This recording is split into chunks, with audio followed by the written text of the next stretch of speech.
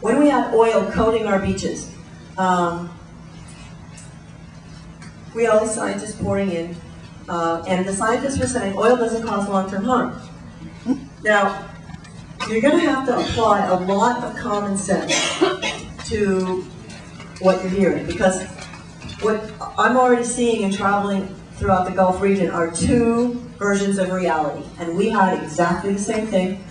So there's the version that you see on TV, and that the politicians are dealing with, and that's mostly controlled by BP, right? So that's the corporate lore, like 11 million gallons? No. Okay. So, and then there's the folklore. Maybe there's another way to say it, but it's the ground truth, sound truth, and this is what actually why I wrote this book. It's called Sound Truth and Corporate Myths, because sound truth is what the sound, between sound, was telling us about long-term damages, for starters. So you just gotta apply common sense here, okay? And I can say this as a PhD. Don't believe them all, okay? Collective common sense. So when the scientists came in and said there won't be long-term harm, the fishermen and the native people went, how can that be? Here's all our beaches, they're oil. The pink salmon go spawn on the beaches, the herring spawn on the beaches, little bitty eggs, little bitty embryos, juvenile fish. They spend their first winter in that nursery bay. They're oiled. You know, how can those little things, the young of the years, survive? We didn't buy it. So what we decided collectively was that we weren't going to believe those scientists, and we were going to wait before we declared an all's clear, and we were going to say the eggs of the pink salmon, they take 2 years to become adults, so we were going to wait those 2 years, and then we were going to wait to see if those fish that had been exposed as eggs could reproduce, and we were going to wait to see if their babies could come back. So that would be 4 years that we were going to wait. And at the same time, the herring grow up to become adults in 4 years. So we would know in 4 years if the herring survived, right? So what happened in 4 years? The ecosystem completely collapsed. The herring simply didn't make it, and the pink salmon the ones that did survive had troubles reproducing and crashed. So pink salmon eventually recovered, the herring have not.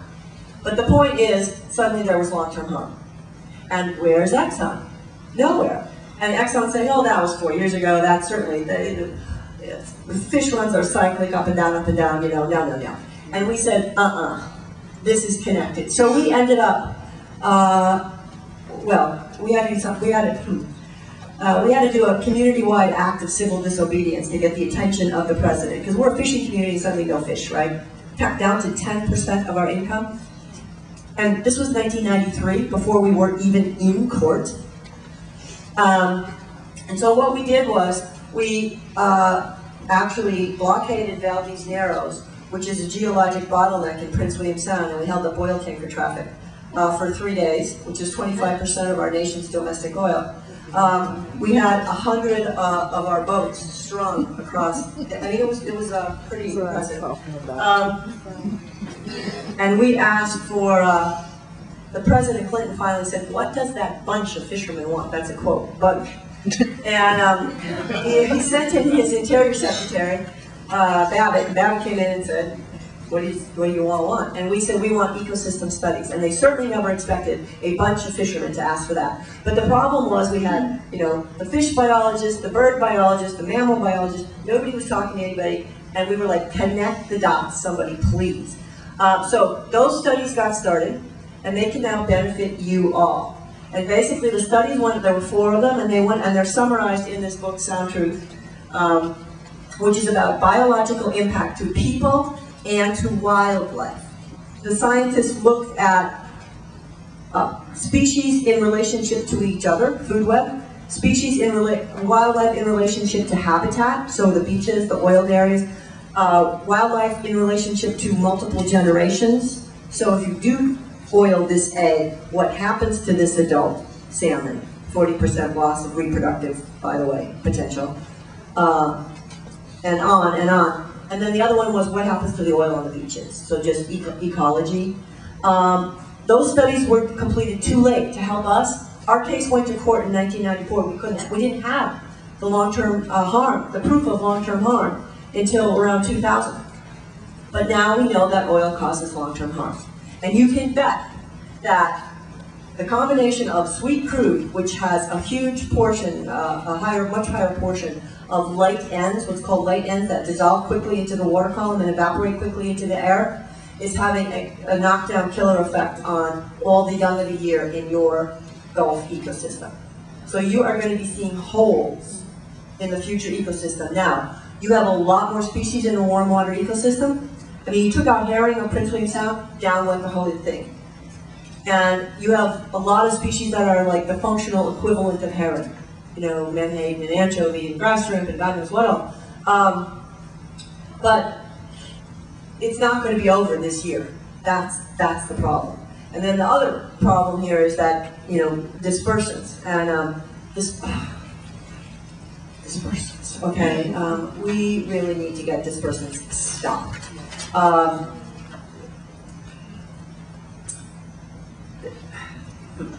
don't have very much positive to say about dispersants. So if you're painting your house and you get paint on you, if it's a water-based paint, you use water to get it off. If it's an oil-based paint, you use turpentine. Try using vegetable oils in the future. But the point is that like dissolves like, and what dispersants are basically an industrial solvent. They're eating up impellers of the boats that are out working. They're eating up scuba diving gear.